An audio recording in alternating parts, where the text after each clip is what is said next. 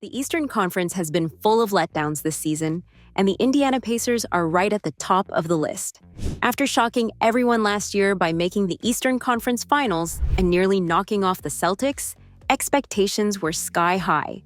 With Pascal Siakam finding his groove, Miles Turner locking down the paint, and Benedict Mathurin on the rise, this team looked ready to dominate. Instead, they've stumbled to a 6-8 record. Their defense? Weak as expected. But the real shocker is their sputtering offense.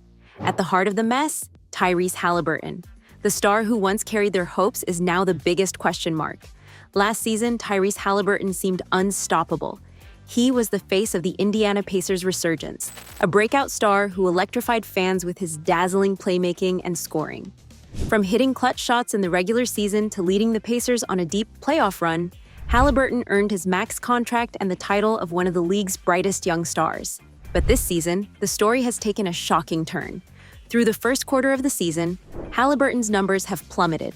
He's averaging just 15 points, 8.5 assists, and 3.5 rebounds per game, a far cry from the 27 points and 12 assists he put up last year. His efficiency has cratered as well, shooting an abysmal 37% from the field and 28% from three. For context, among players with comparable usage rates, Haliburton ranks as one of the least efficient in the league. So, what went wrong with the Pacers' franchise cornerstone? The most obvious explanation for Haliburton's struggles points to injuries, specifically the hamstring issue he suffered late last season.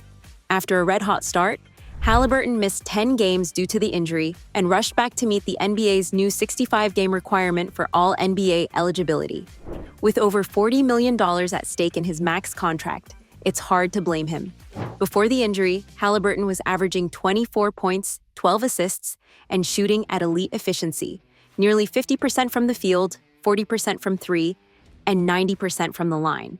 But post-injury, his production and explosiveness dropped off significantly. The same issues have carried over into this season, raising questions about whether he ever fully recovered. Hamstring injuries are notoriously difficult to overcome, especially for a player who relies on quick bursts and agility. Even if the pain subsides, the mental and physical toll can linger. Haliburton doesn't look like the same confident, decisive player who orchestrated Indiana's offense so brilliantly last year. Instead, he seems hesitant, second-guessing his movements, and struggling to find his rhythm. Adding to the mystery is Haliburton's summer stint with Team USA. Representing his country on the global stage was undoubtedly an honor, but was it the right decision for a player still recovering from injury? Reports emerged that Haliburton was slowed during the Olympics by a minor leg injury, which many speculate was the same hamstring issue. While Haliburton didn't play significant minutes in international competition, even light exertion can set back recovery. The Pacers invested heavily in him as their franchise player, yet he hasn't had an extended period of rest and rehabilitation since the injury first occurred. Haliburton's struggles haven't just affected him. They've disrupted the Pacers' entire offensive identity. Last season, Indiana boasted the second-best offense in the league, fueled by Haliburton's dynamic playmaking and shooting. This year, they've fallen to the middle of the pack, and when Haliburton is on the court, their offensive rating drops below league average.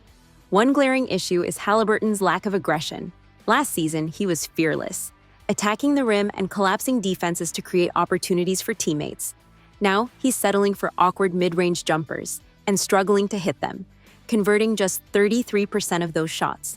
He's also taking fewer free throws, just 3 attempts per game, and his three-point shooting has fallen off a cliff. Defenses have noticed. Without the threat of his scoring, opponents are staying home on Indiana's shooters, neutralizing Haliburton's playmaking. His assists remain solid at 8.5 per game, but they lack the creativity and dynamism that defined his breakout season. The big question is whether Haliburton's decline is primarily physical or mental. His road performance has been especially concerning. Just 12 points per game on 30% shooting compared to a more respectable 21 points and 9 assists at home. The disparity suggests that confidence and comfort may be playing a role in his struggles. At the same time, his inability to generate separation off the dribble or finish through contact points to lingering physical issues. Without his usual burst, Haliburton has been unable to execute the step-back threes and off-the-dribble moves that made him so dangerous. The Pacers' problems go beyond Haliburton. Injuries to key rotation players like Andrew Nembhard, Aaron Nesmith, and Ben Shepherd have exposed the team's lack of depth. However, moments like these are when franchise players are expected to carry the load. Haliburton's inability to do so has placed Indiana in a precarious position. The team is now 7-10, far below expectations for a roster that was built to compete in the Eastern Conference. Their offseason moves, including trading for Pascal Siakam and extending his contract, signaled a win-now mentality. But without Haliburton playing at an MVP level, the Pacers' playoff hopes are fading fast. The pressure on the Pacers right now is immense.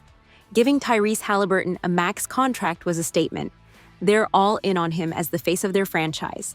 But the new CBA has completely changed the game. Teams can't afford to swing and miss on deals like this anymore. If Haliburton doesn't turn things around, the Pacers could end up stuck in a situation they can't dig out of. It's a dangerous spot to be in. Look at what happened to teams like the Trailblazers and the Hawks. Portland had Damian Lillard, one of the best players in the league, but they could never put the right pieces around him. Sure, they had a deep playoff run here and there, but it never lasted. Eventually, they had to start over. And now Dame's in Milwaukee chasing a ring. Atlanta's in a similar spot. They made a splash with Trae Young and shocked everyone with a run to the conference finals in 2021. But since then, it's been nothing but frustration and mediocrity. The Pacers can't let that happen to them, but right now, it's starting to look familiar.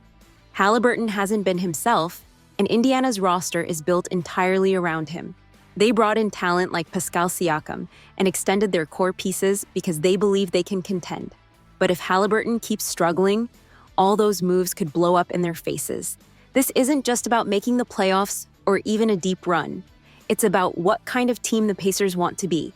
They've made it clear they're aiming high, but everything hinges on Haliburton living up to his potential. If he can't get back to the player everyone thought he was, Indiana risks wasting years trying to make something work that just isn't there. Despite the grim outlook, there are reasons for optimism. Haliburton is only 24 years old, and his talent hasn't vanished overnight. With the right approach, he could regain his form and lead the Pacers back into contention. The first step is rest. Indiana needs to prioritize Haliburton's long-term health over short-term wins. Shutting him down for an extended period to allow his hamstring to fully heal could be the best course of action. Additionally, the Pacers should consider tweaking their offensive schemes to ease the pressure on Haliburton, giving him more off-ball opportunities, or incorporating other playmakers like TJ McConnell and Nembhard could help him regain his confidence. Will the Pacers still be in the playoff race by the time he finds his rhythm? Or will this season serve as a cautionary tale about the fine line between pushing through adversity and knowing when to step back? Only time will tell. The Indiana Pacers are at a crossroads, and the future of the franchise rests squarely on Tyrese Haliburton's shoulders. Whether it's physical recovery, mental adjustments, or a combination of both, the Pacers must act fast to support their young star. With tweaks to their system and a focus on long-term health, there's hope that Tyrese Haliburton Pacers fans can see the return of the dazzling playmaker who once captivated the league. After all, if there's one thing we know about Tyrese Haliburton, it's that he's capable of bouncing back. From his jaw-dropping performances last season to hitting a clutch Tyrese Haliburton game winner, he's shown the resilience and talent to overcome adversity. The question remains, what's wrong with Tyrese Haliburton, and will he rise again to fulfill his superstar potential?